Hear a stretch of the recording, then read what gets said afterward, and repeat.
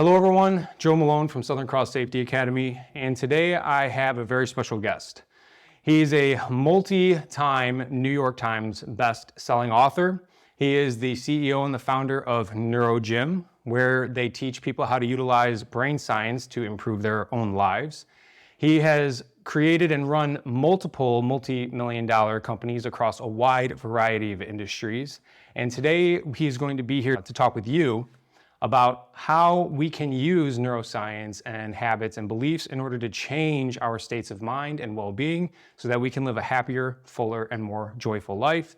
Ladies and gentlemen, Mr. John Assaraf.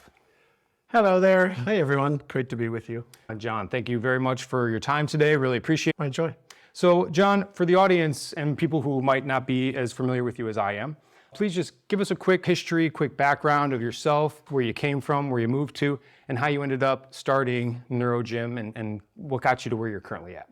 Sure. So I've been like many people on a path of wanting more for my life, better health, more money, more freedom, more peace of mind, more safety, more security. And I've just been a seeker of knowledge and wisdom so that I can live a great life. Now, it wasn't always that way. When I was younger, I came from parents that were very loving, caring, and kind, even though my father's way of disciplining me was through beating me when I came home with poor grades in school, which were a lot. My mother was more of the talker, he was more of the hitter. And I didn't do well in school in grade 3, 4, 5, 6, 7, failed English, failed math, left high school in grade 11 thinking that I wasn't smart enough and wasn't good enough. I was told by people that if I didn't go to college, then chances are I wouldn't amount to much. So I had low self-esteem, low self-image, and because I didn't do well in school, I thought I wasn't smart. Because I wasn't smart, I started doing illegal things to make money. And at the age of 15, 16, 17, drank a lot, did drugs, did breaking and entries, got into a lot of fights, ended up in detention centers, and had my run-ins with the law on a very frequent basis. So that was kind of like the beginning. And all of this really started, though. Normal kid, grew up in Israel, and when I was 5, my parents moved from Israel to Montreal because they were tired of living where there were a lot of wars on an ongoing basis. So just a lot of conflict. And so they just said, we're going to take our children, my brother, sister, and I, and them to Montreal. And so I went to Montreal at 5 years old speaking Hebrew, but Montreal didn't speak Hebrew. Right. English and French. Yeah. And I went into a public school system that had 50, 60 kids in every class. Didn't know the alphabet, didn't know the language, didn't know anything. And I fell 2 years behind. And that was really the beginning of me feeling like I'm a misfit. Yeah. And then I hung out with the other misfits, and then we created a little group that we were the misfits. We were the ones that weren't the smart ones, weren't the good ones.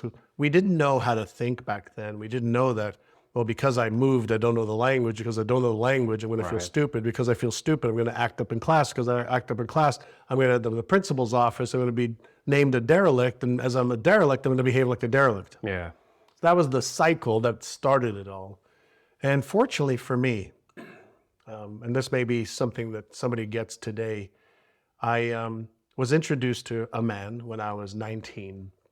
And at that time in my life, I knew that if I got caught doing what I was doing, I'd either go to jail and I could possibly die. Morgue or jail. And my brother cared enough about me to say, hey, there's somebody that I met who's a successful entrepreneur that's into, really helping others. And would you be willing to meet him for lunch? And at the time I was living in Montreal. My brother lived in Toronto, Canada, about 350 miles away. And said, sure, I'd meet him. How am I going to get to Toronto? He says, well, I'll pay for your train ticket and we'll go for lunch. You can stay with me for the weekend, go back on Sunday. So on Friday morning, went to Toronto, and my brother picked me up. We went to lunch with this man, Alan Brown.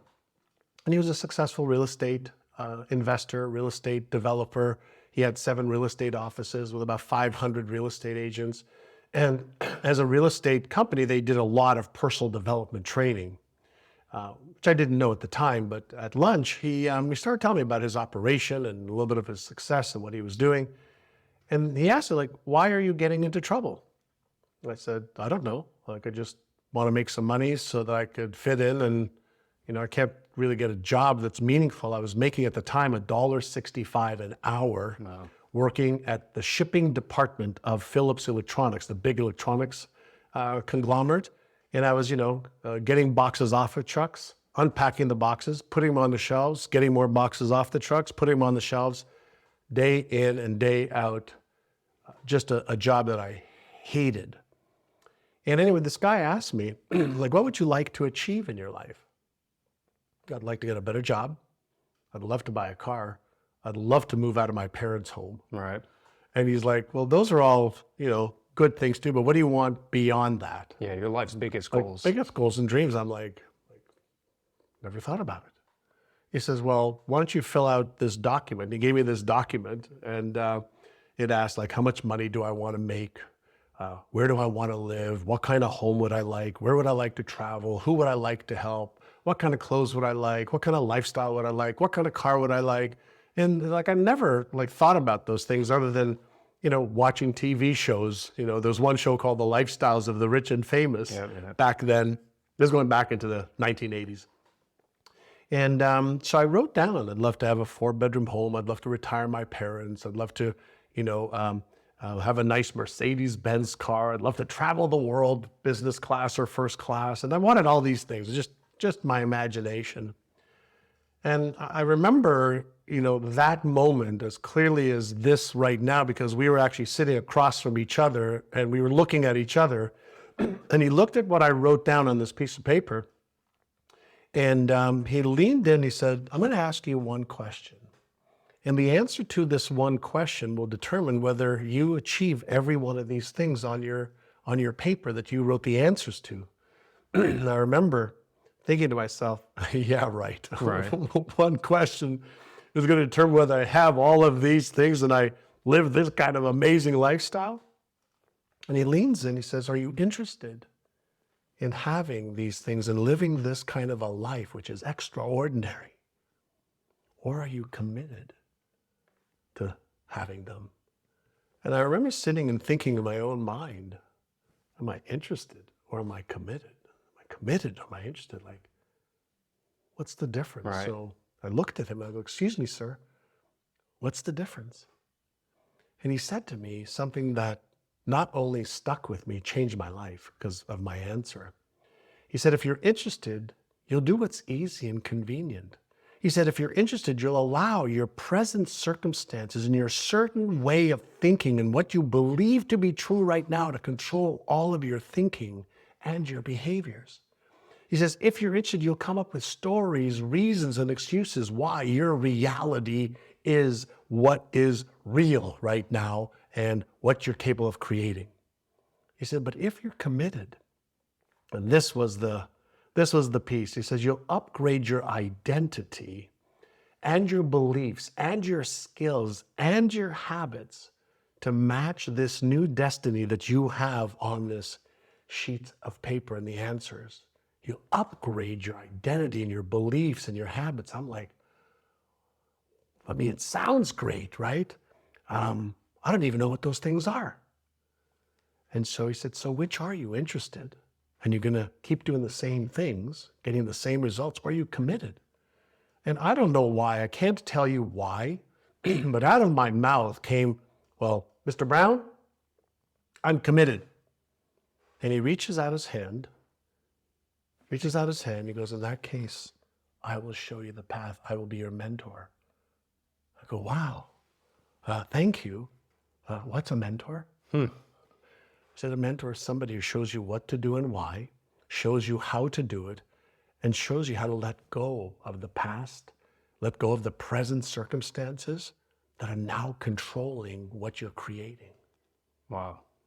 And so I got chills up my spine like I am right now. I go, thank you, sir. He says, great. Since I'm going to be your mentor, first thing I need you to do. I said, what, sir? He said, I need you to move from Montreal to Toronto. And my first answer was, what? You want me to move from Montreal to Toronto? How? I don't have a house here. I don't have a job here. I don't have a car here. I don't know anybody other than you now and my brother. Immediately going back. Immediately Yeah. back to why I can't. 1 second in. Nanosecond. Yeah. He goes, stop. Lesson number 1. Successful people who win make decisions first, and then they use their brain to figure out how next. I said, but I don't have a job. I have $40 in my account. Like, where am I supposed to live? What am I supposed to do for you? He said, stop. There you go again. Right again. I said, but it's the truth. And he says to me, it's your current truth. But if you allow your current truth to control your thinking, you recreate your current truths. And you live in that perpetual state. You live in that perpetual state, and you develop the habits, the identity, the beliefs to reinforce the current truths. So let me just kind of try to make a point here and get your thoughts on this. That is, for people who are living in a perpetual state of fear, specifically when it comes to our current standing in society and violent crime all over the place, and you can't trust anybody, would you say then to those people that if you want to live a life of happiness again and go outside your house and have joy, you need to first start with making that decision and being committed with upgrading your personal identity to get outside? Well, part of it is your personal identity, but before you upgrade your personal identity, you have to shift your beliefs, because your beliefs determine what you're focusing on, right? So I'll give you an example. Not everybody's living in perpetual fear. Not everybody believes that crime is happening all over the place. Right. It's happening in some places at some times, right? So if we say it's happening in some place at some times, then we can reduce the anxiety that thinking about it's happening everywhere all the time. Yes. It's not happening everywhere all the time. It may be happening more in concentrated areas than others, Yes. but not everywhere all the time. I do talk about this, yes. How? Right? Now, in let's say you're in Russia and Ukraine right now. In certain areas, it's happening like all the time. It's real right now, so you have to have a high state of alert. But where I live in San Diego, there's some crime. And there's some crime in certain pockets more than others, but not all the time. So first we want to reduce the anxiety through our belief system, which creates an expectation of reality. And so the question that I like to pose, you, me, and everybody else, were you born with any beliefs whatsoever? No. No. Blank slate. Were you born with any ideas of what you can achieve and what you cannot achieve? No. Were you born with any habits? No. Were you born with an identity? No. Characteristic traits? Yes. Propensities based on your genetic heritage? Yes. But no beliefs, no habits, right? No fears, other than in some cases loud noises, and some research is showing in some cases, in some cultures, snakes.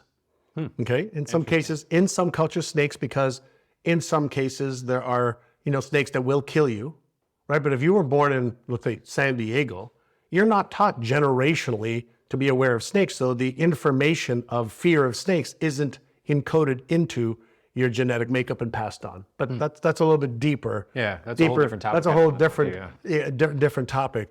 But for the average person, right? The average person, fear is nothing more than a signal, no differently than if you're driving your car, and let's say you have sensors on the sides and the front and the back of your car, and you're too close to another car, or another car gets too close to you, the signal goes on. You like that, right? Because it gives you an early warning detection mechanism. It's alert. It helps you become more alert. Don't go into your left lane because there's a car coming. Oh, great. I love that. Well, what if we learned to have a positive, constructive relationship with fear? Fear isn't false emotions appearing real. Like, I know a lot of people use that as an acronym. No, fear is a trigger that's happened in our subconscious mind that shoots off neurochemicals into our body to pay attention to for real or imagined danger. That's a perception based on what's in the library in our brains. I'll give you an example. If we had a baby here right now, all right, and we gave a baby, a candle, okay, that is got a light on it, right? And the baby put his hand on it. The baby doesn't know not to, Right. but it would quickly learn not to. We took a baby's finger and stuck it in the socket. It doesn't know not to. You and I do. So we have in our memory bank, either we've read about it, or we've tried it. Experienced it, yeah. We experienced it. We say, don't do that again. So it's the memory and the associations that each one of us has individually that's been passed on from parents or teachers or siblings to create a memory, or even our own experiences. It lives in our memory bank, shall we say. And so what causes you to activate your fear signal may not cause me to activate the fear signal. So for example, if you happen to have a fear of snakes and a 10-foot python came into this room right now, you might jump out the window. Yeah. I might go, oh my God, there's a snake. Let's take a picture of it. Because of the meaning that I have in my brain about the thing That you've tied to. that's what causes the chemical release of either, fear or any one of the other neurochemicals. So every one of us has a fear center that is one of our best friends. When we learn how to use it, we can actually turn our fear into fuel, but that's a skill, right? So we have emotions. Emotions happens to be, or fear happens to be one of our core billions of years of evolution, okay, circuits in our brain that is very, very, very sensitive. Why? Survival and safety and protection. Absolutely. So it's like, I have that built in me. Yeah, now you need to learn how to use it. And not to inappropriately associate it to things that don't necessarily cause you harm. Because you said something really interesting a moment ago. The fear center gets activated between either real, Or imagined, and we can present or future danger. which I don't know, I don't want to quote the studies scientifically, but the majority of things that we happen to end up fearing when it comes to thinking about the future, they happen to never even really manifest. Yeah, 99.9% never come to pass. That's insanely remarkable how we live our lives naturally defaulting to this like fearful pattern, or I don't know if you call it a natural default. I guess I would. I find myself naturally always defaulting, whether based off of my previous life experiences or whatever. But I'm always more concerned about the fearful side as opposed to the hopeful side. And just I went for a walk with a very good friend of mine who's one of the top fertility doctors in the world, and we were talking about how he sees the world, and he was trained from the time he was in med school, to the time he was a specialist, to the time he's been practicing for 30 plus years, to focus on what could go wrong. Right. So his brain has been trained, conditioned to see what could go wrong first before he sees what is right. Why? Because if he doesn't get what could go wrong in surgery, people die. Yeah. Right? So Same with the military. Same with the military. Yeah. So I say I have another friend of mine, and also one of the top anesthesiologists in the world. I won't mention his name. And he has a very, very hard time going to the positive because for 50 years, every day for 14, 15 hours when he's in the hospital emergency room, he is on high alert. Yeah. Because if he's not, somebody could die. So some people, whether it's because their parents, their vocation, their teachers, their siblings, their environment are on high alert. Because for whatever reason, they have been wired to pay attention very, very, very quickly to the negative side of things. So do you think that it's possible for people, like let's just take the last 3 years, for example, because that's when I really think we've seen significant change just within people's emotional and psychological states. Do you think it's possible then for us to go from living a standard, pretty fairly normal life and social interaction to all of a sudden being stuck at home, isolated, which develops certain chemicals in the brain itself, Sure. but also just being pounded with fear relative, human beings associated with fear. Would you say that that could also result in that type of negative thought process conditioning? Not only can it does. It actually can hijack Wow. the emotional center of the brain called the amygdala. And the amygdala is what gives rise to our emotions. And so, we've just gone through and are still in right now a very unpredictable stage, okay, of our lives, like recession, high interest rates, stock market, people dying of COVID. 1 million people in the United States died of COVID. My mother died of COVID in 7 days. It was real. We were isolated for 2 years almost. Yeah. I knew it was real. I knew people died. I had five friends or family members die because of COVID. So I know it's real. I had COVID once. Fortunately, I'm healthy. I wasn't in the high risk. My wife had it as well. So when we see things happen in the real world, or we experience things happen, there's something in our brain called mirror neurons. So the mirror neurons, like when we see somebody, hurt themselves, let's say falling off a bike, like we feel it because the neurons in our brain, like, oh my God, or somebody gets punched or somebody dies, and especially if it's somebody close to us, we can experience the pain through our empathetic nerves. And then we have to think, well, I guess it could happen to me if my brother, my sister, my mother, my father, my friend's father, my friend's mother, it happened to them, whatever it is. They got mugged. The gun was put, towards them. It could happen to me. Yeah.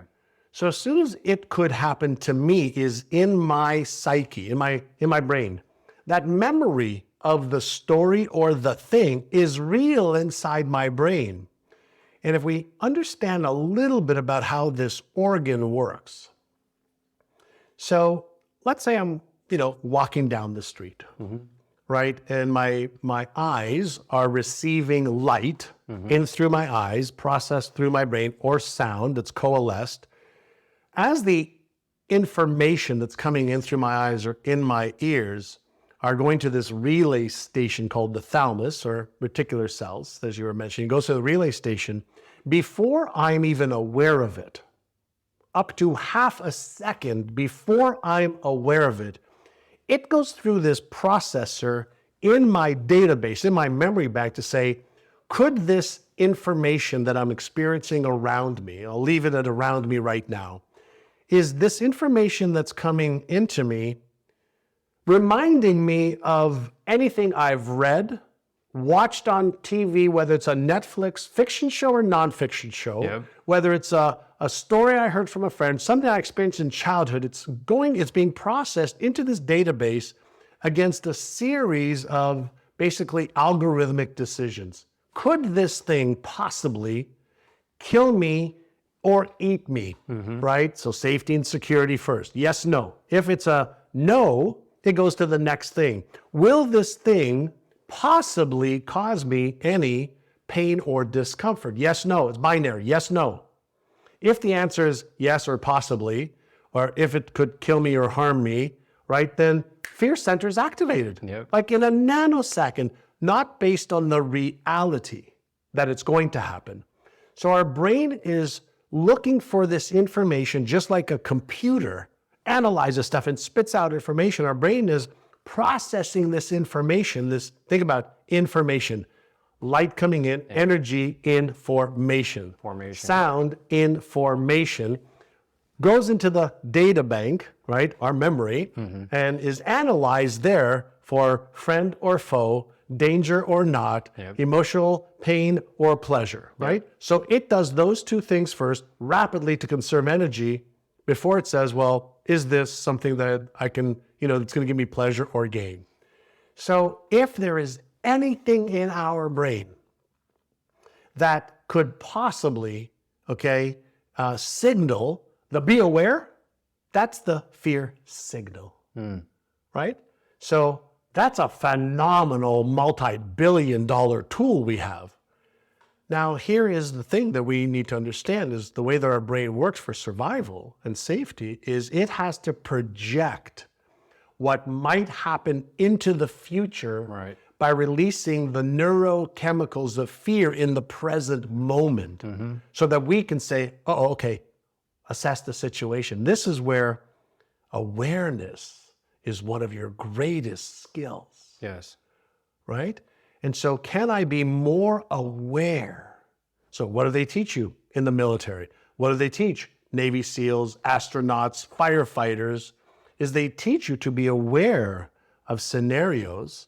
Then they teach you skills to deal with the different scenarios Yes. so that you are more in control instead of less in control. Yep.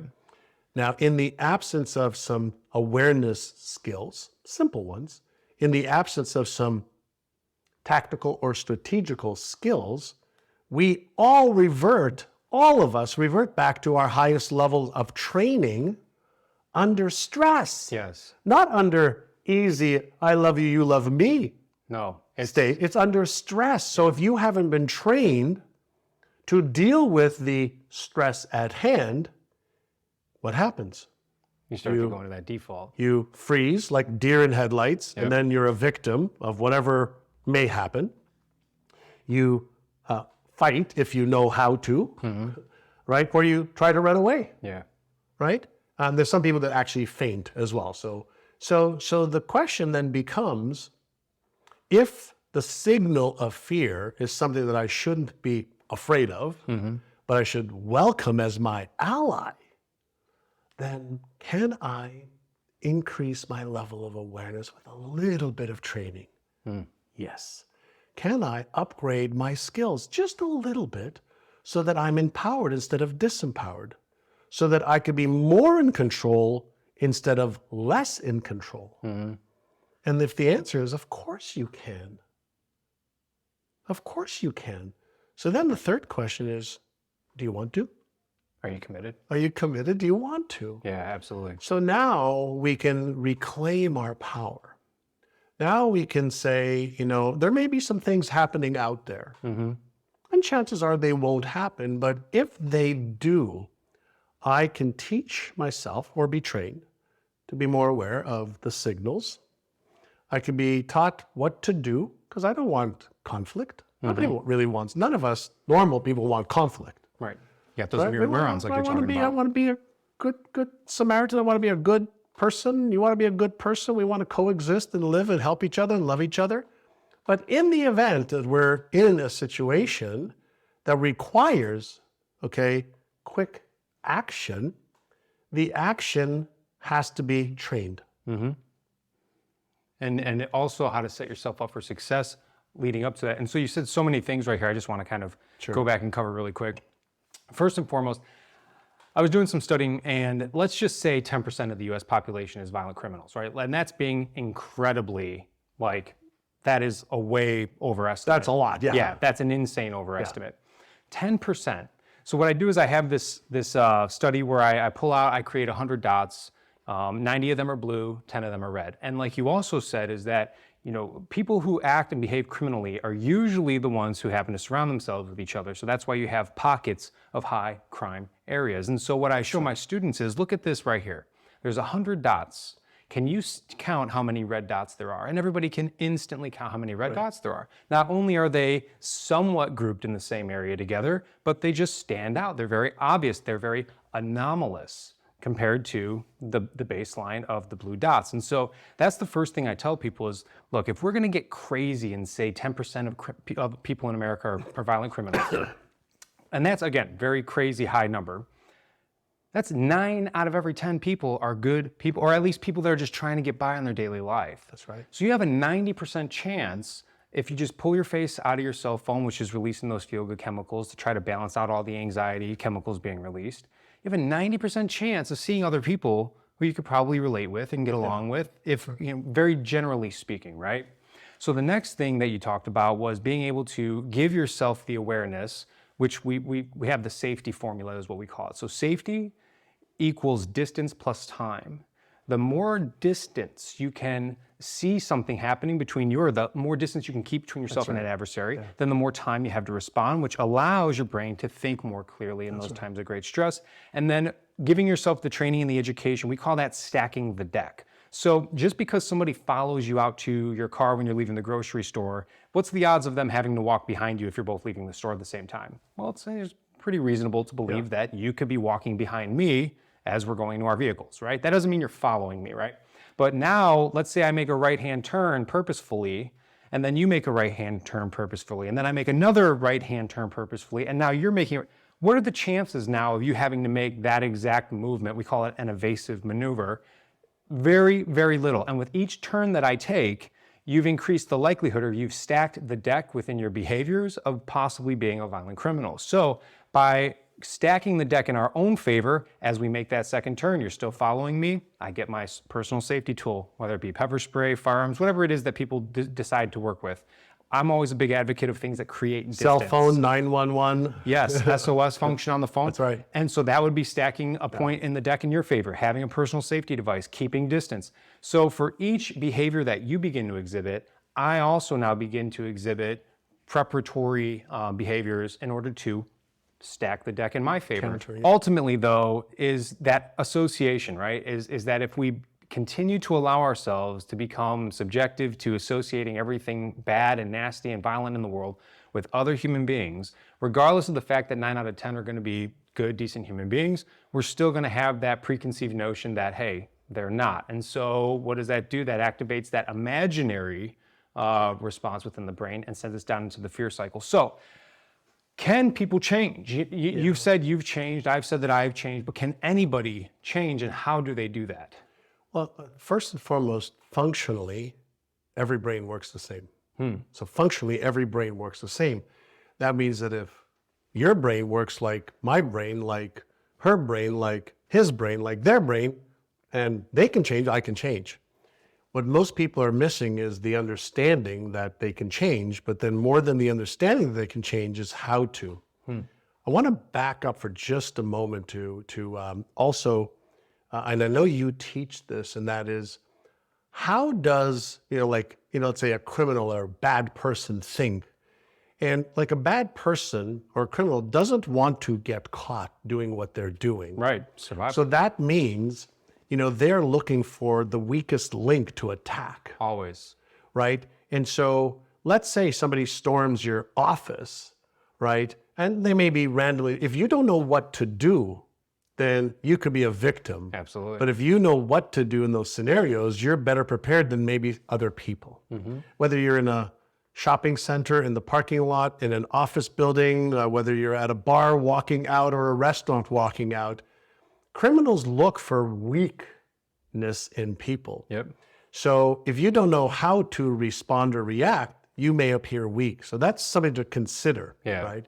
But then back to the brain, there's something called neuroplasticity that we've discovered. Michael Merzenich from UCLA, professor emeritus at UCLA, was really like the godfather of neuroplasticity. So if we go back in time, scientists believed that we were born hardwired. Basically, we came onto this earth with hardwiring, and that we were going to be just like our mother, just like our father, and we really couldn't change. We also believed that our brain never formulated new neurons or cells, that we were born with a certain number of brain cells, about 100 million, pruned down to about 85 billion, and that's how many we were born with, and that's it. Well, through the advancement of technology, functional magnetic resonance imaging technology, fMRIs, we're able to see it through SPECT scans that brains are formulating connections. So think of a brain cell like a marble. And imagine that marble has like an arm to it, and at the end of the arm it has like branches, and those branches, just connect to other branches and forms connections. So the connections that are formulating like beliefs, the connections that are formulating like habits, the stories around them and the associations of the smells, the colors, the environment that created them, they formulate these neuron patterns. The patterns that are reinforced become dominant, and the dominant ones are the map of reality that we have. So it's not the real map of reality. It's our map of reality.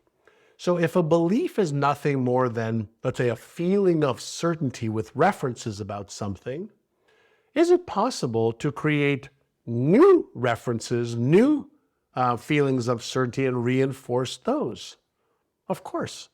So let's say you never played the piano or a guitar. And let's say you sat down right now and somebody was to teach you how to play the piano a little bit.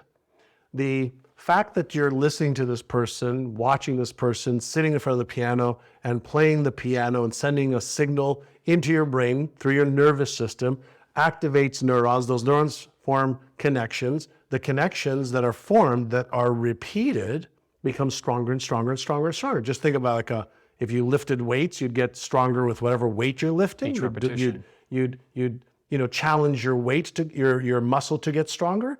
Well, think of, let's say, beliefs kind of like neuromuscles. So you can create stronger neuromuscles with practice and repetition. So if I sat there and played the piano one time, I'll formulate a very, very weak connection. But if every day I practice for 10 minutes, I would have, at the end of a month, 300 minutes if I did 300 minutes of practicing. Little increments. Little increments. Well, what if I did that for a year? 10 minutes a day. I'd have 3,600 hours of training or reinforced connections, which would make playing the piano much easier after 30 days of practice. Well, how is that any different than, if you're learning to read an X-ray as a radiologist? Right. You don't know what the X-ray says when you first look at it, but you're trained to see what to look for. How's that any different in learning to see who are the unscrupulous people in a bar or restaurant? Or how is it any different? You educate yourself. You educate. So education is part one. Repetition is part two. And if you repeat things that are important to you because you're curious and you're committed to learning it, you actually activate something called the neuroplasticity switch deliberately. Now, here's the good news, bad news scenario. This neuroplasticity switch of ours, where our brain is making these connections rapidly, happens at birth. We don't see when we're born. We can hear, but we don't see. But what happens is when we start to hear, and then our eyes allow the light through, and the connections are formulated between, let's say, our parents or caregivers, between hearing them, smelling them, touching them, tactile senses, it formulates these patterns very, very fast from 0 to about 12 years old. Around 12 years old, this switch goes mostly to off. And then we're in a reinforcement part of our life. We've just reinforced the patterns of what we learned from our mother, our father, the situation, what they said was real, what they said wasn't, our own experiences, our teachers, our brothers, sisters, what we saw on television, etc. Wow. You can become petrified of snakes just because you saw it on TV. Wow. If you learn it at an early age, because it's been reinforced and there's a lot of emotion around, maybe a snake strangling somebody in a small Filipino village. By the way, it's a true story of one of our clients that was 65 and petrified of snakes, and she'd never seen a snake because of what she saw on television in the Philippines as a young girl. Wow. We'll come back to that in a moment. So when we are curious, when we are deliberate, when we are engaged, when we are in the state of, let me practice this new thing a little bit, and let me space out the repetition just for 5 minutes, 10 minutes, we're now activating this new belief pattern, this new skill pattern, this new behavioral pattern. And we know from the research that it takes between 66 days to 365 days to create a pattern that is strong enough to build itself. Interesting. Right? Why? Well, think about it. If you were to go and build your bicep muscle, and you did weights every day for a week, you wouldn't be building a lot of a muscle in a week. But give me 2 weeks, 3 weeks, 4 weeks of the right type of exercise, some rest time, and then more exercise, and then a little bit more and a little bit more. In a week, I can make progress. In 2 weeks, I'm going to probably see a little bit of result. In 4 weeks, oh my God, my muscle is stronger. I've gone from 5 pounds to 7.5 pounds, a 50% increase. Or in a year. Or in a year, what can you do? So first and foremost, yes, we can change. But most people don't have the process that is required for change. And we're living in this fast food society. You know, drive by, get my food fast, wolf it down, I'm done. Instant gratification. Yeah. Well, you didn't learn how to brush your teeth that way. You didn't learn how to use a spoon to eat food on your own, or a fork or a knife on your own. You didn't learn how to tie your shoes that way. Can you get a picture in your mind of a child trying to put on clothes the first time? They got their pants over their head. You know, they got the wrong shoes on. They're trying to tie their shoes, and it's kind of like, what the hell is this? Yep. But then within a week, 2 weeks, 3 weeks, they're making progress. Then they get better. And then, like, did you think about how you put on makeup this morning? Did you think about how to get dressed? Or you just chose what to wear? Did you think about how you drove to where you drove today? At one point, you had to learn how to do it. But you don't even think about it anymore. But you don't think about it anymore, because what was conscious effort at once became an unconscious, energy-conserving process. So you're saying that if we learn good fundamentals, whatever it is, and we repeat it enough times over the appropriate course of time, that it becomes it goes into the, would you call that the subconscious at that point? It's a subconscious. There's a place in the brain called the striatum. So we know a lot more about it. So we know that conscious patterns that are repeated become unconscious. To create a conscious pattern, a conscious belief, a conscious habit, a conscious skill requires effort, a lot of effort. We're usually clumsy beginners at first because we don't have the knowledge, we don't have the education, we don't have the skill, we don't have the experience, so it's clumsy and requires energy. But if we repeat it, whether it's learning the yo-yo, the piano, learning how to brush our teeth, learning a martial art, learning to spot, you know, some stuff out there that might harm us, some stuff in here that might harm us, because we can allow our own thoughts, you know, to harm us. We can become better at the skill of awareness. Then we become better at the skill of doing, behaving a certain way, and then through repetition, spaced repetition, if we're learning the right thing, it's not practice makes perfect. Practice makes permanent. So I want everybody to forget the old adage that practice makes perfect. No, if you practice the wrong things, you make those patterns permanent, and that creates your behavior. So practice makes permanent. So if you're going to learn a new skill, why not learn from somebody who's an expert that could teach you the right way to do it, so that you practice the right things which become permanent, and then you can build upon that. This is so important. It's so important. People have asked me, like, what was like my saving grace? For me, do you remember the story I shared with Mr. Alan Brown? He was my first mentor. He taught me how to think. He taught me how to plan. He taught me how to prepare. They taught me how to get really good at the right things in the right order at the right time. All of those components are critical. Combined. Yes. And when people ask, can I change? Of course you can. You are built for change. You are built to adopt. You are built to adapt to situations. But in the absence of a skill of, how do I do that? Then you're ignorant. Ignorant just means I don't know. Right. Now here's what happens. When I don't know, then I have doubt. When I have doubt, I have uncertainty. When I have uncertainty, it activates fear. Yep. So ignorance is what causes fear in a lot of cases. Now, how do I go from doubt, uncertainty, fear, right, to certainty, confidence, and being at ease instead of dis-ease? How do people do that? Well, first, that you learn how to be aware of your thoughts, emotions, feelings, sensations, and your behaviors. This requires being mindful.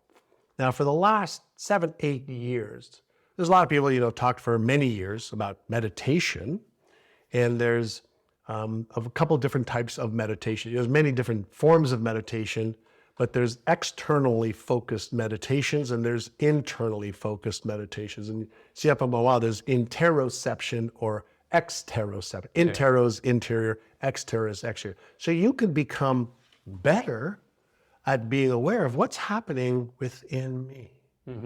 How do you do that? Stop and be quiet for 3 minutes. Breathe.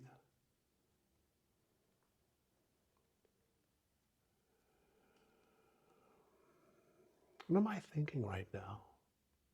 Are they positive, constructive, empowering thoughts? Are they destructive, disempowering, negative thoughts? Now, if I did that for 3 minutes and also asked, how am I feeling? Am I feeling calm, relaxed, certain? Am I feeling stressed, worried, uncertain? And what if I did that for 3 minutes without judgment, blame, shame, guilt, or justification? What if I just did that and observed? What would I discover if I did that one time? 10 times? 30 times? Well, I would discover that, holy shit, I have a lot of thoughts. A lot of them are negative or disempowering me.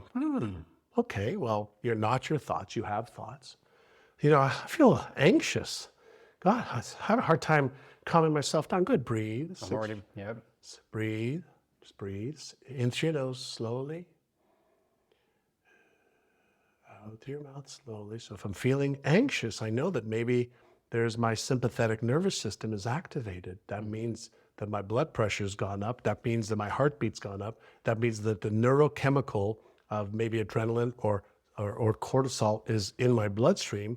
Well, what if I share with you some knowledge right now that says that if you breathe 6 times slowly, slowly, slowly in through your mouth, in through your nose, and slowly, slowly, slowly out through your mouth like you're blowing out through a straw, in 90 seconds, you've just released all of the cortisol in your bloodstream for the average person, as long as it's not a high-intensity perpetual situation. So what if I could self-direct my emotion? I can regulate my emotions? Yeah. Through the breath is one way to do it. You do box breathing. There's a variety of different breathing techniques you can learn. There's zero money. Yeah. Zero money to learn that skill of breathing to regulate my own nervous system. Well, if my nervous system is responsible for activating my fear circuit or stress circuit or anxiety circuit or worry circuit or doubt circuit, I can self-regulate that? Yeah, let's start with that. And then what if when I am aware of my thoughts, what if I added another layer of knowledge here? And a layer of knowledge is every one of us humans and brains have about 6,200 thoughts a day. A lot of them are negative. All of us? Yeah. Now, some people become conditioned to grab onto the negative ones and to focus on those and perpetuate more of those. And then they train their amygdala to focus on those. They have their amygdala hijacked to the negative stuff. Traumatic stress for, people who are in war. Traumatic stress for people who've been abused. Traumatic stress for people who've been in horrific life situations where the emotional charge of the situation, whether it's at birth or young, or old, hijacks as part of the brain as a safety mechanism, but the brain just keeps repeating it over and over and over again, and it gets hijacked, and that becomes the default way of being. Well, can we interrupt that pattern? Yeah, the brain is an electrical and neurochemical factory. You own your brain, but you don't have the skills of how to use it because nobody was given a user's manual when they were born. Right. My parents weren't. I doubt your parents were. No.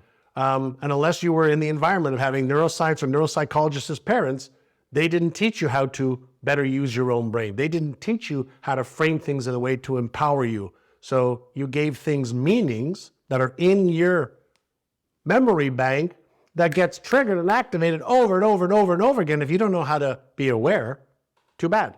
You don't know how to interrupt the pattern, too bad. Yeah. You don't know how to shift from a disempowering, destructive pattern to an empowering, constructive pattern, too bad. Like, nature doesn't care. Nope. Am I alive still? Right. Yes. Okay, cool. Well, we're going to keep repeating this cycle then because it's kept us alive this far. It's kept us alive this long, but there's also another layer to this. We become comfortable with what we become comfortable in. Mm-hmm. Yep. So you could be miserable and comfortable. Absolutely. And to break out of that comfort zone requires a skill. So I'll give you an example. You know, most people are in a prison, the door is unlocked, but they feel safe in the prison, so they don't leave. Oh yeah, it's the the conditioning adage from like the Shawshank Redemption after he gets released. Yeah. So why do a lot of criminals that, let's say, go into prison, go back into prison? Because they feel comfortable there. Yeah, absolutely. They feel comfortable as criminals. They feel comfortable there. Mm-hmm. And so all of this, I think we should, come back to say is you could change, but you have to be skilled in how to change as much as you're skilled in wanting to change. So making a decision that I no longer want to accept, being fearful. I no longer want to accept being a victim of. I no longer want to feel insecure. I no longer want to feel, uncertain or doubtful that if something happens, I don't know what to do. So then I'm going to hide even more to make sure that that doesn't happen. But now I'm imprisoned. I know that you were in the military, for many years. You didn't go into the military with skills that you have now. I tell people that all the time. Right? You were you. Yeah, I was actually a drug addict up until 18 years old. Yeah, you were you. Yeah.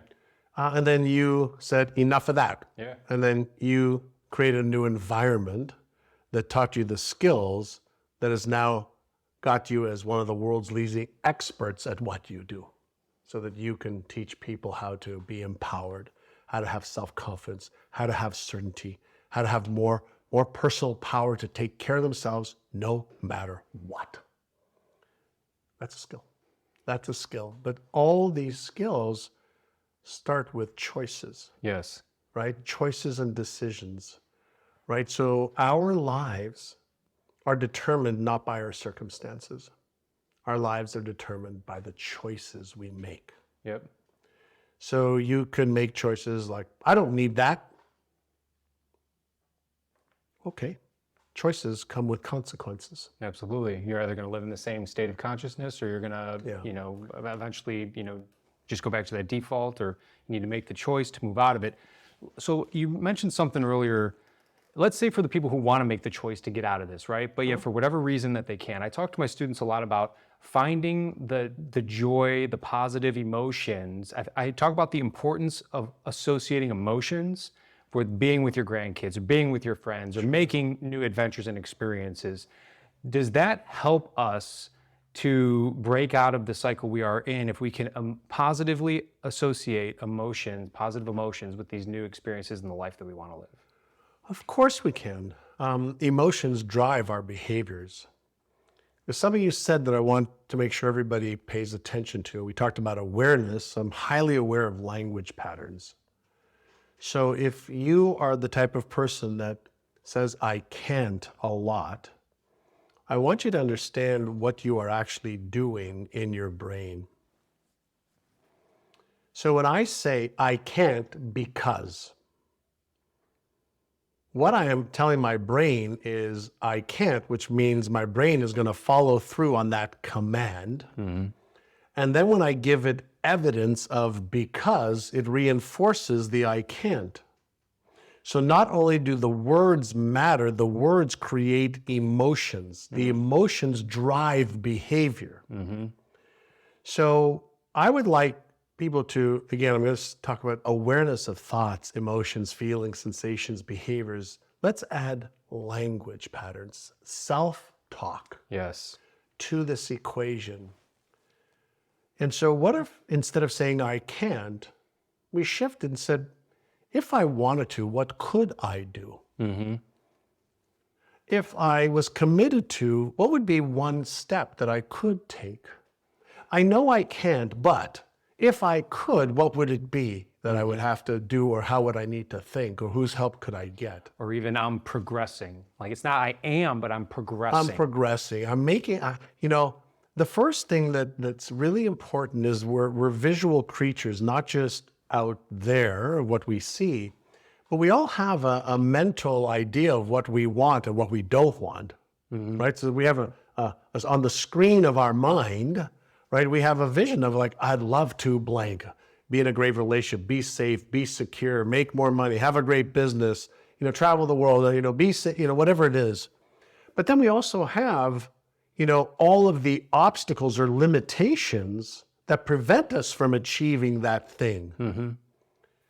So are those limitations and obstacles real? I know we think that they're real, but are they really real? Why do I have this limitation, or why do I have this belief that I can't? Where did I learn that? Mm-hmm. Because we learned it, and then we have evidence of that. Going back to your childhood and up to the point where you met Alan Brown. Childhood, parents, teachers, TV, radio, friends, brothers, sisters, we have evidence. Is it possible to shatter the evidence? Is it possible to create and find counter evidence to what I currently believe? I can't because evidence. Who has, with my set of circumstances, overcome this and is achieving what I want? New evidence. How important is the environment that we're in when it comes to this? Very. Listen, we are, it's this nature versus nurture discussion, right? And so we are a product of not only our internal environment, but we're a product of our external environment also. So we get conditioned by our environment, and then our environment gets conditioned because of us, because we set up the expectations. Well, we set up the expectation of our environment to support our internal map of reality and expectations. I don't know what we think we're worthy of. We hang around with people who are like us, right? We get uncomfortable if we hang out with other groups of people who might make us accelerate. That's right. And so this is where we talked about self-talk is important, but then emotional regulation is important as well. And we just said that you could regulate the fear center by communicating back to it, specifically in this case with breathing techniques. Posture also helps a lot. Self-talk. Affirmation. Posture, movement, right? Movement. When we talk about posture and movement, when we're in a state of fear, we're in a high alert state, but a lot of times we contract, right? And we get small versus getting our shoulders back. Breathing is one of the first signals that we are calm. If we breathe from our diaphragm and then fill out our lungs, there's a signal, that goes from the bottom part of our diaphragm and our gut to our brain, regulates our heart, regulates, a variety of different systems. So if we deliberately learn how to activate the calm to respond state, then we're in control. And the more you practice that, the greater of the intensity you can control that under, like in combat or going into a burning down house or helping a domestic abuse victim. That's exactly right. And so first we learn the techniques. Like, I like to use like a Rubik's Cube as an example. Every single person can solve a Rubik's Cube with a 2x2 if they were committed to learn the algorithm and what they need to do first, second, or third. But most people who pick up even a 2x2 Rubik's Cube put it down because they're frustrated, not because they can't solve it. They just haven't learned what to do first, second, third, fourth, fifth. Practice first, second, third, fourth, fifth. You solve the Rubik's Cube in 5 seconds. Yeah. And then you also be able to see the patterns That's right. that are associated with that. Right. So all of this, this fear stuff, simple things that cause fear, whether it's fear of failure, fear of being embarrassed, ashamed, ridiculed, judged, disappointed, unloved, rejected, some simpler fears, to fears of dying, fears of being, like I've worked with, people who tell me, biggest fear is public speaking. I go, that's not you don't have a fear of public speaking. Yes, I do. No, you don't. Yes, I do. No, you don't. Yes, I do. No, you don't. You have a fear of speaking in public and maybe making a mistake Being judged. and being embarrassed, judged, ridiculed. Maybe people throw tomatoes at you. You have a fear of that because your self-image is protecting you. You don't have fear of speaking in public. Yeah, it's the subsequent things that might occur. Your brain is projecting the consequences of maybe making a mistake or not knowing what you're talking about, and then other people will say or do things that'll minimize you as a human being. So when I've worked with individuals on speaking in public, whether it's to an audience of 5 or 50,000, first we work on their self-image. We work on their beliefs, and we add the speaking skills in an audience. Yep. Right, including your preparation to do that really well. Yep. So now, let's say I make mistakes all the time when I speak in public. I don't care. Not a big deal. It's like I'm human. Like I may have forgotten something, that's okay. But I have a strong enough self-image to not equate making a mistake with I'm not good enough, smart enough, or worthy enough. I tell my students this all the time when it comes to trying to identify criminal behavior, is that sometimes you're going to be wrong, but that doesn't mean that you suck at this. It doesn't mean that you can't identify it, that you should just give up your personal safety to, hope and pray that, you don't get harmed, although those could be great things. But it's just simply the matter of the fact that we're not perfect. We're human beings. That's right. We'll make mistakes. That's right. So we've talked about, identifying certain behaviors and characteristics and how, we can accomplish those. We've talked about internally the workings of the brain and why we get conditioned in certain ways and how we could all change that. We talked about self-talk, posture, regulating that fear response in the system. What is the importance, or is there any importance? Because what I have my students do is I have them write out and create a plan. Sure. So, for example, I'm going to look at 10 people in the face today when I'm out grocery shopping. Yep. Is there importance and resonance within our brains in developing and changing these habits and beliefs that we have by writing out a plan and executing that plan? Absolutely. There's obviously the thoughts, there's the emotions, and then we have to work on the behaviors, right? So anything that we can do to upgrade our self-confidence, upgrade our self-image, upgrade our self-esteem, the more we work on our competence, the thing, the more we increase our confidence. So the question is, in order to have more self-confidence, in order to look at somebody in the eye, not stare at somebody, but look at somebody in the eye. Just in passing. Or just to look and to nod, the more that becomes normal. I remember when my kids were young, I used to practice with my kids. When people come to our home, I want you to shake their hand. I would hold their hand like this, look at them in the eye, and go, "Hi, I'm Keenan. Nice to meet you. Hi, I'm Noah. Nice to meet you." And I would make them practice with me so that when it actually happened, they just did it because we practiced it and made it normal. And then I would have them look each other in the eye. I would have them look in the mirror. I said, "I want you to look at yourself for 30 seconds, sweetheart." You know what most people do when they look in the mirror? They're like, they can't look at themselves for too long. Like, what are you afraid of seeing? You're a beautiful person. Like, you're a beautiful person. God didn't create, any people that he's not proud of. Right. You're a beautiful person. So look at yourself in the mirror. Say, "I love you." Say, "I respect you." Say, "I'm proud of you." Like to yourself. And some people are listening or watching and they're going, "I can't do that." Why? Why can't you look at yourself in the mirror and say, "I'm so grateful for you.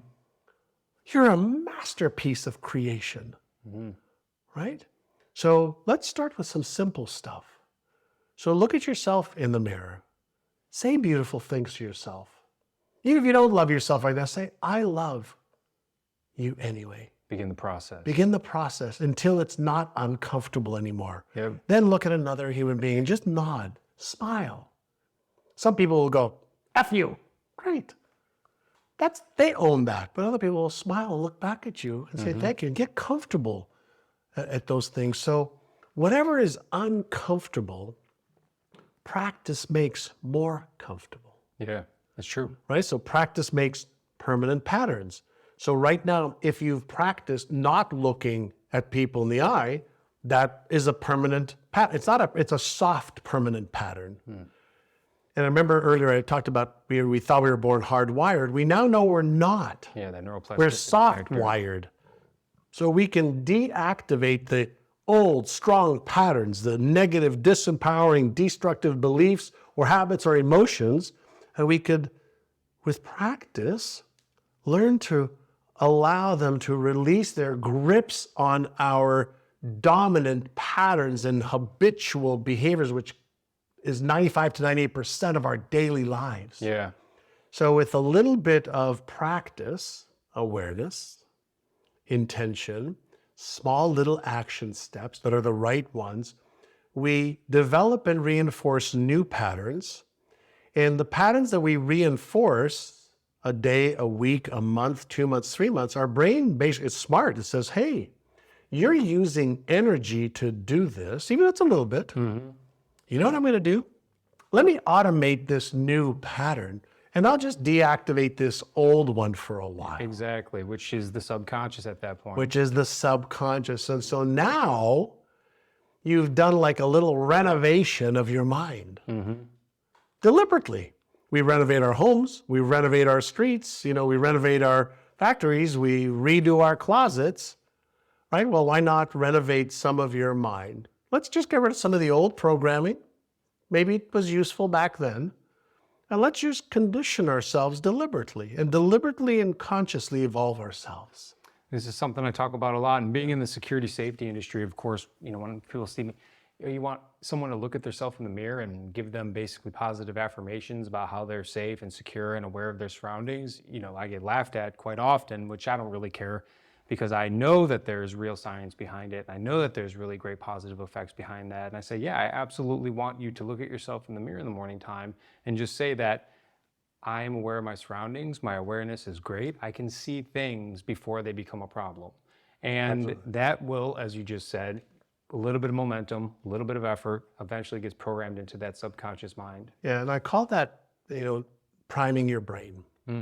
So you're teaching your brain. Think of it as like your self-talk. Let's say you affirm that.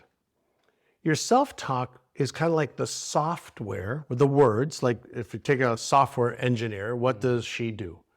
She codes language into a software package that runs on the operating system in a computer. And whatever the software code is what the operating system reads, and it's what the computer spits out. Well, what if we just looked at self-talk as code that we choose that's empowering, constructive, powerful code, language patterns. Yep. And we teach our brain this language pattern, and then our brain says, okay, I got it. Let me just reinforce this pattern. Now, it feels and may sound stupid at first. I get it. But that's because you don't understand what's actually happening in your brain. When our parents or teachers or siblings said to us, you'll never amount to much. You're not good enough. You're weak. You're this, you're that. Maybe that's what they believed, but anybody who understands the human brain would never, ever, ever, ever say that to a child. Right. Ever. It's absorbed and programmed. It's absorbed, and there's no filter to say, I accept or I reject. As adults, we can say, I accept that, or I don't. And we tend to accept what we already believe. Yeah. It's called cognitive bias and confirmation bias. So we confirm what we already know, right? And we reinforce Okay, what we already believe. Because we already knew that. We already knew that, so we look for reinforcement, confirmation to reinforce what we believe. So new information that doesn't match up with our current beliefs or our current knowledge base, we delete or distort. And we can change that, though, through self-talk, behavior, repetition, good, proper fundamentals, and being educated by good, proper people. You got it. Eventually getting that program. Excuse me. Yeah, That's absolutely. correct. All right, so I guess this has been a really great interview. If you haven't checked out NeuroGym, I highly recommend that you check it out. If you want, John, where can people find you? Before I ask you this final question that I have. So johnassaraf.com is one, or myneurogym.com, MYNEUROGYM. So myneurogym.com or johnassaraf.com. And it's truly groundbreaking discoveries that helps you overcome fear. It helps you overcome procrastination. For any entrepreneurs who are out there, if you want to get better at handling money and finances, John's programs have helped thousands of people across the world, if not probably more than that. And he's also worked with some of the industry-leading experts across such a wide variety of platforms that I couldn't even begin to tell you. But all right, so John, my final question for you is, what advice do you have for people who are suffering from a lack of joy and fulfillment in life, and they want to get out of this negative cycle that they're in? If you could just give them a quick, summary of advice, what would you say to those people? Well, the first thing I'd ask is why?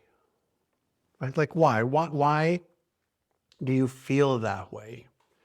And in most cases, people give you the reasons why. Well, I feel that way because this and this and this and this and this happened, or he or she, or that, thing, caused me to feel this way.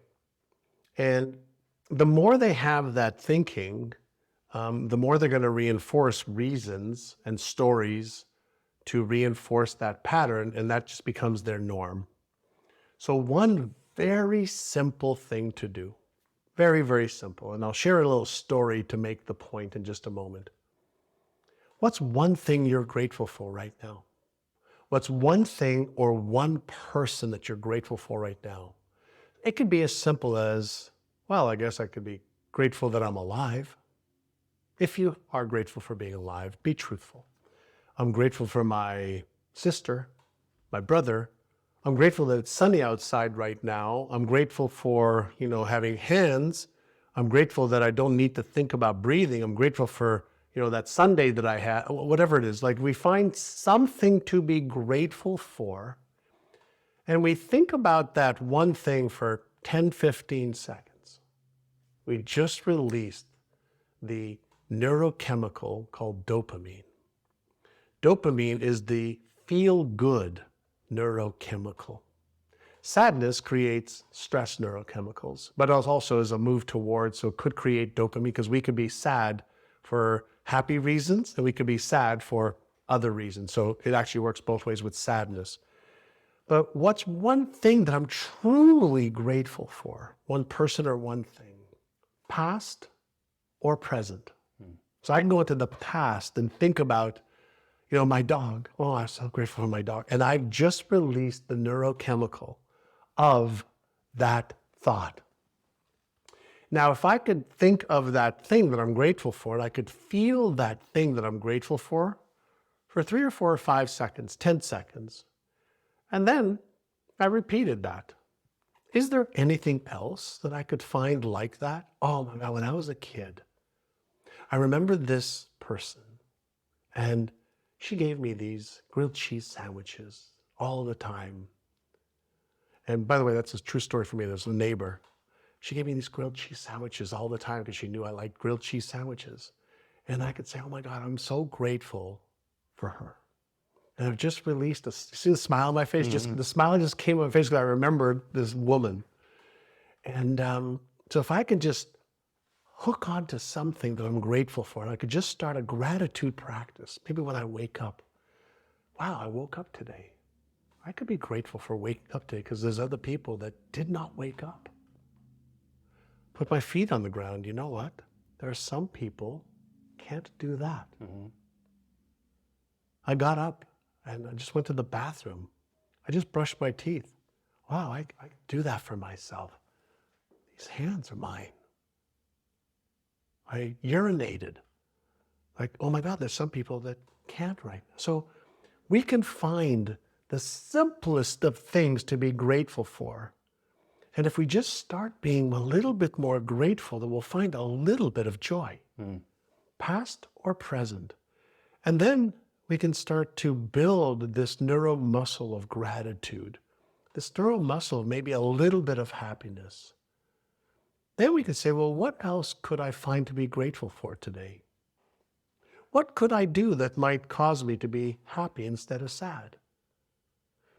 The story I want to share with you, and maybe we'll end with this, is before my mother died, she was in her 80s, and she was manic depressive. When she was 11, 12 years old, she was born in Romania, and the Russians were invading Romania when she was a little girl, and her and her 8-year-old sister were put on a train, and they went from Romania to Cyprus, where she was in a concentration camp, in a refugee camp for 3 years. And awful things happened to her and her sister in these refugee camps. And she was manic depressive for her whole life. And we managed to help her through medication and through sometimes meditation, sometimes mindfulness. But in her early 80s, she'd become pretty depressed. She wasn't very mobile. She was suffering with, health issues. And she really didn't want to do much movement. And one day when I went to see her, I said, hey, Mom, like you're sedentary. You sit in your chair for 10, 12 hours a day. You've got a housekeeper. You've got a gym downstairs. You've got a computer room downstairs in your retirement home. There's parties. There's things going on. It's like year after year after year. I don't want to do it. I don't want to do it. I don't want to do it. You're just in this negative, disempowered state. So one day, I asked her, hey, Mom, I just flew in from San Diego to see you. I said, I didn't do my exercise today. Can you do a little exercise with me? She goes, no. Come on, Mom. What kind of mother doesn't exercise with her son? I tried to use the guilt trip, didn't work. I said, okay, would you just do me a favor, just a small favor? She was left-handed. I said, could you just move your finger like that? Swear to God, true story. Could you just move your finger like this? No. Mom, don't you love me? Your finger you won't move for me? Fine. Moves her finger. I said, okay, now, since you moved that finger, the other 4 fingers are lonely. Can you just move the other finger? She looks at me like she's mad at me, right? Yeah. So she moved that finger. I said, you know what I'm going to ask you next. One more. Way to go, Mom. High five. I'm so proud of you. Gave her some reward. Your right hand's lonely now, Mom. Can you move your right finger? She moved the right finger. Next one. She's mad at me. She looks at me. I said, give me a high five. Reward again. High five. Gave her a hug, gave her a kiss. I'm so proud of you. Next day. Hey, Mom. Got to do a couple of the finger moves. Yeah. Long story short, we did the fingers. We did the feet. We moved the legs up and down. We got our right hand up, left hand up, right hand to the right, left hand to the left, crossover, a little bit of crossovers to get both hemispheres of brain going. 2 weeks later, my mother was in the gym, downstairs in the building, and to the day before she was diagnosed with COVID, she'd been exercising 15 to 30 minutes a day for 2 years. Wow. In her 80s, she started with one freaking finger moving. Don't tell me you can't change. Don't tell me you can't start the process. Get off of stuck. Get off I can't. Just do a little bit and you'll prove to yourself you can do a little bit more. Wow, that's an amazing story. Thank you for sharing that. You're welcome. So I hope that this interview helps somebody out there in learning that you can change if you're paralyzed by fear, if you think that society is just this negative place and that people are just going to be nothing but harm to you and your well-being. It's not true. Anybody can change, and you need to realize that life is meant to be lived. You shouldn't be stuck inside just being fearful all the time. You can easily develop the skills and the tools necessary to keep yourself safe from whenever you do happen to run into those types of people. And that should ultimately allow you to be more comfortable, more confident, and live a happier, fuller life. John, I want to give you a small token here. It's not much, but wow. This right here is the Marine Special Operations insignia. Oh, wow. And thank you. I wanted to bring this to you today because, again, your work, I know that's beautiful. A lot of times people are always constantly wondering to themselves, am I doing, is this worth it, and so forth, and should I keep going? And I don't know if you deal with that often because of the amount of lives that you've affected, but I did want to give this to you Thank just you. to show you that, your work has made a very significant difference. Thank you. I would not be here today. We would not have a child if it wasn't for the things that you've done. So Thank you, brother. That was beautiful. thank you very much. This is beautiful. Hey, look at this, everyone. What a beautiful gift. Can you see that? I love that. Thank you. That was special. Yeah, and with that, that's the interview. I'm going to pause these just to make sure that